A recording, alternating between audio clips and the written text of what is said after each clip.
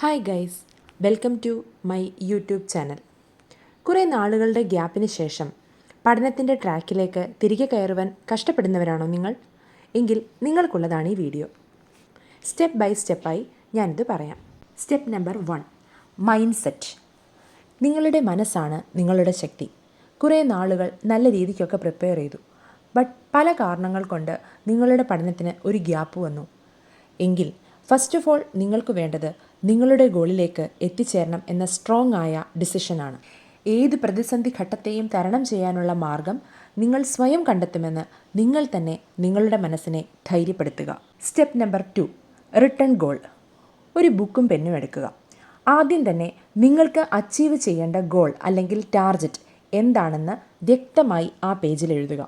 ശേഷം അതിനുള്ള time limit എത്രയാണെന്നും അതിന് താഴെ തന്നെ എഴുതുക. ഉദാഹരണത്തിന്, നിങ്ങൾക്ക് ക്രാക്ക് ചെയ്യേണ്ട എക്സാമിൽ നിങ്ങൾ ഏതു റാങ്കിൽ എത്ര മാർക്കോടെ എത്തിച്ചേരുവാൻ ആഗ്രഹിക്കുന്നു എന്ന് എഴുതിയതിന് ശേഷം എക്സാമിൻ്റെ ഡേറ്റും അതിലേക്ക് ഇനി എത്ര ഡേയ്സ് നിങ്ങൾക്കുണ്ടെന്നും കൃത്യമായി എഴുതുക. വ്യക്തമായി എഴുതപ്പെടുന്ന ഒരു ഗോൾ സക്സസ് ആകും എന്നാണ്. Number 3, route map. ഇനി നിങ്ങളുടെ ഗോളിലേക്കുള്ള റൂട്ട് മാപ്പ് തയ്യാറാക്കുക. എത്ര ദിവസമാണ് എക്സാമിന് വേണ്ടി നമുക്ക് അവൈലബിളായി ഉള്ളത് എന്ന് നോക്കി ഡേ ആൻഡ് ഡേറ്റ് ഇട്ട് എഴുതുക. ശേഷം നിങ്ങൾക്ക് അതിൽ കംപ്ലീറ്റ് ആയി കിട്ടുന്ന ഡേയ്സ് എത്രയെന്ന് നോക്കുക.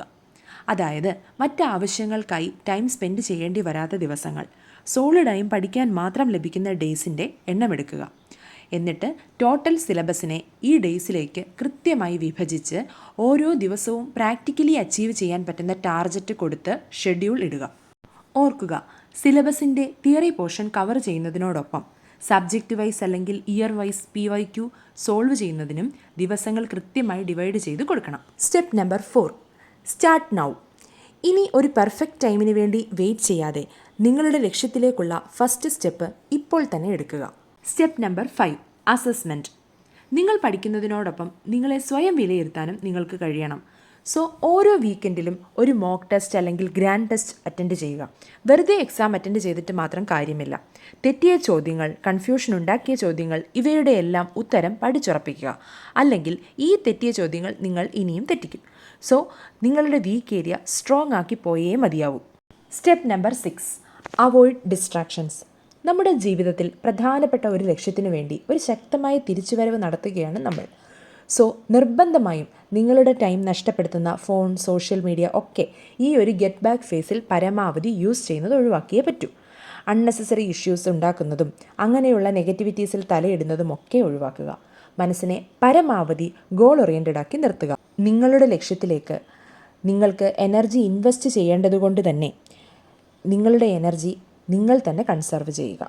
സ്റ്റെപ്പ് ബൈ സ്റ്റെപ്പായി ഈ പറഞ്ഞ മെത്തേഡ് ഫോളോ ചെയ്താൽ തീർച്ചയായും പഠനത്തിൽ നിങ്ങൾക്ക് നഷ്ടപ്പെട്ടു പോയ കൺസിസ്റ്റൻസി തിരികെ പിടിച്ച് സ്റ്റഡി ട്രാക്കിൽ എത്തുവാൻ നിങ്ങൾക്ക് കഴിയും. ഇന്നത്തെ വീഡിയോ ഇഷ്ടമായെന്ന് വിശ്വസിക്കുന്നു. അടുത്ത വീഡിയോയിൽ കാണും വരേക്കും ബൈ.